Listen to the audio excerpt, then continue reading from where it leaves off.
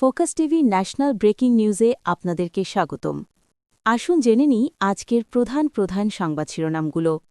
দূরপাল্লার ট্রেনে free wifi সেবা চালুর কাজ শুরু হয়েছে, তথ্য প্রযুক্তিমন্ত্রী। শিক্ষা প্রতিষ্ঠানের রাজনৈতিক ব্যানার না টানাতে রেল প্রতিমন্ত্রীর নির্দেশ। বগুড়া ও শেরপুরের 2 সংসদ সদস্যের নির্বাচনী গেজেট প্রকাশ। বাচ্চাদের নিয়ন্ত্রণের দায়িত্ব স্কুল কলেজের নয়, অভিভাবকদের, শিক্ষামন্ত্রী। ফ্রেন্ডশিপ পাইপলাইনে ভারত থেকে এলো আরও ৮,০০০ টন ডিজেল। ৫ লাখ জনবল নিয়োগের পরিকল্পনা করছে সরকার।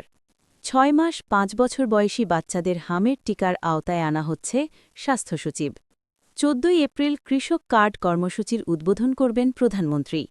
জ্বালানি নিয়ে আশার কথা শোনালেন প্রতিমন্ত্রী অমিত।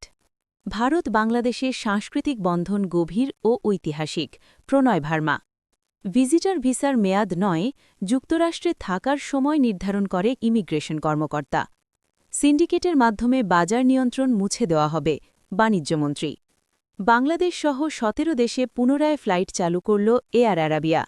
লন্ডনে বাংলাদেশ হাইকমিশনের প্রেস মিনিস্টারের পদত্যাগ। এগুলোই ছিল আজকের সর্বশেষ সংবাদ শিরোনাম। আমাদের পরবর্তী সংবাদ দেখার জন্য ফোকাস টিভির সাথে থাকুন। ধন্যবাদ।